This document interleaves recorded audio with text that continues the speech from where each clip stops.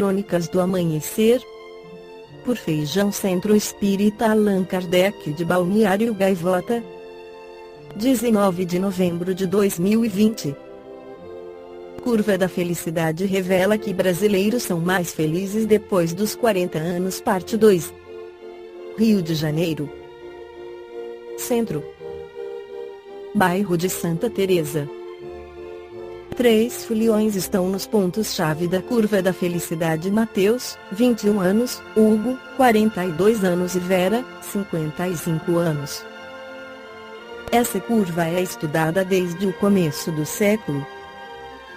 O Fantástico revela o resultado da mais nova pesquisa, feita em 132 países e publicada em janeiro.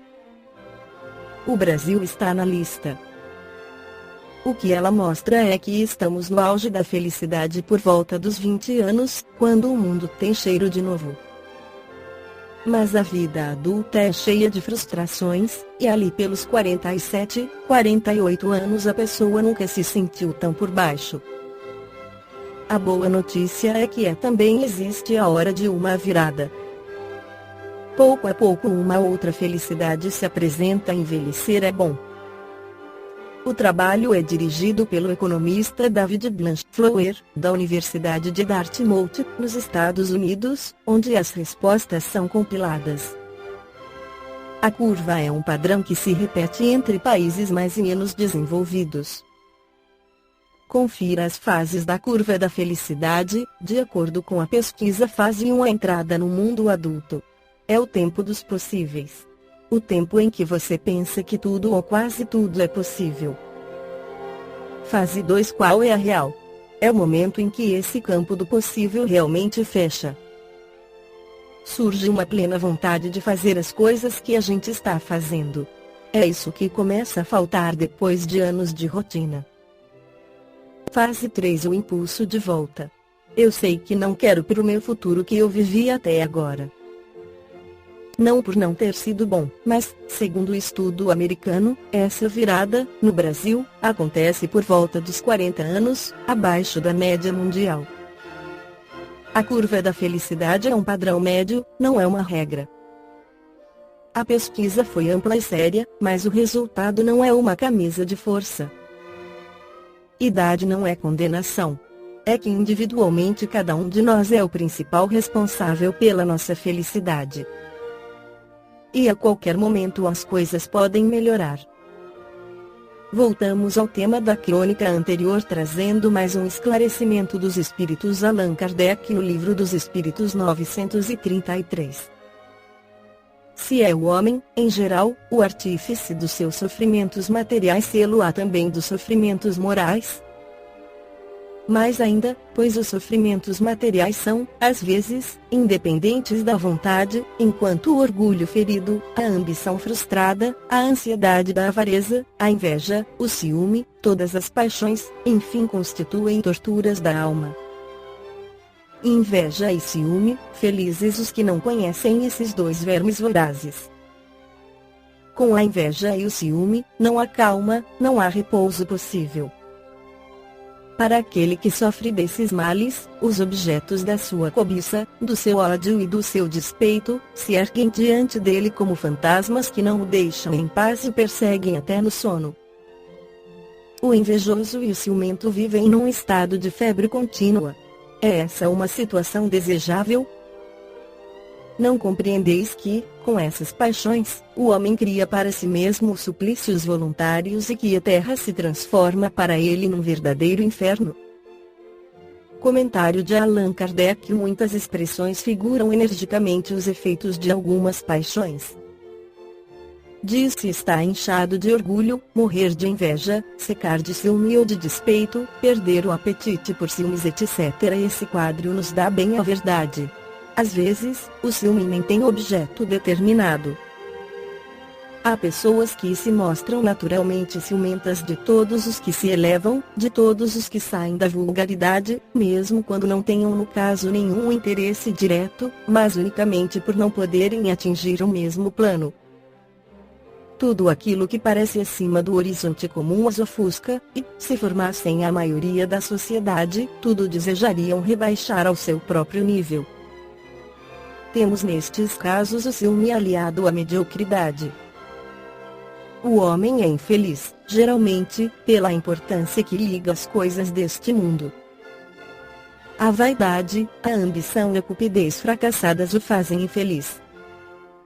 Se ele se elevar acima do círculo estreito da vida material, se elevar o seu pensamento ao infinito, que é o seu destino, as vicissitudes da humanidade lhe parecerão mesquinhas e pueris, como as mágoas da criança que se aflige pela perda de um brinquedo que representava sua felicidade suprema.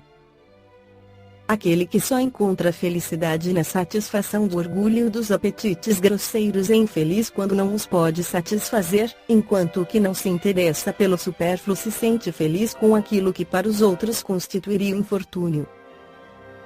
Referimo-nos aos homens civilizados porque o selvagem, tendo necessidades mais limitadas, não tem os mesmos motivos de cobiça e de angústias, sua maneira de ver as coisas é muito diferente.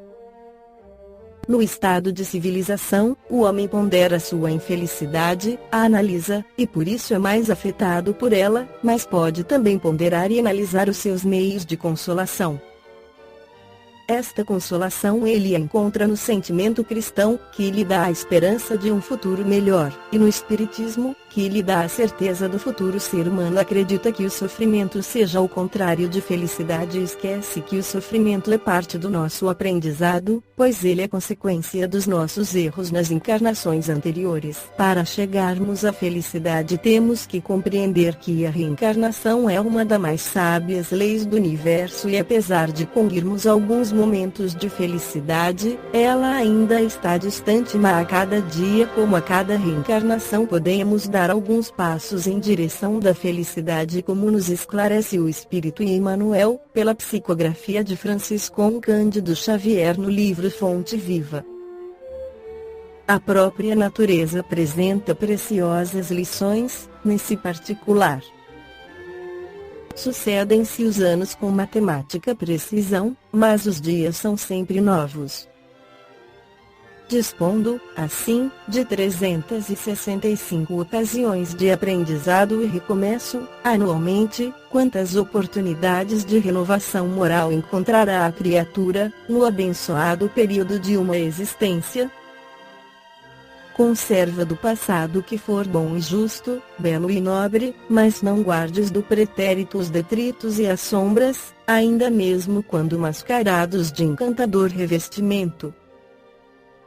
Faze por ti mesmo, nos domínios da tua iniciativa pela aplicação da fraternidade real, o trabalho que a tua negligência atirará fatalmente sobre os ombros de teus benfeitores e amigos espirituais. Cada hora que surge pode ser portadora de reajustamento. Se é possível, não deixes para depois os laços de amor e paz que podes criar agora, em substituição às pesadas algemas do desafeto. Não é fácil quebrar antigos preceitos do mundo ou desenovelar o coração, a favor daqueles que nos ferem. Entretanto, o melhor antídoto contra os tóxicos da aversão é a nossa boa vontade, a benefício daqueles que nos odeiam ou que ainda não nos compreendem. Enquanto nos demoramos na fortaleza defensiva, o adversário cogita de enriquecer as munições, mas se descemos a praça, desassombrados e serenos, mostrando novas disposições na luta, a ideia de acordo substitui, dentro de nós e em torno de nossos passos, a escura fermentação da guerra. Alguém te magoa? Reinicia o esforço da boa compreensão. Alguém te não entende? Persevera em demonstrar os intentos mais nobres. Deixa-te reviver, cada dia, na corrente cristalina e incessante do bem. Não ouvides assertiva do Mestre: aquele que não nascer de novo não pode ver o reino de Deus. Renasce agora em teus propósitos, deliberações e atitudes, trabalhando para superar os obstáculos que te cercam e alcançando a antecipação da vitória sobre ti mesmo, no tempo. Mais vale auxiliar, ainda hoje, que ser auxiliado amanhã. Esta foi a crônica do amanhecer de 19 de novembro de 2020. Por Feijão Centro Espírita Allan Kardec de Balneário Gaivota. Que a paz esteja com todos.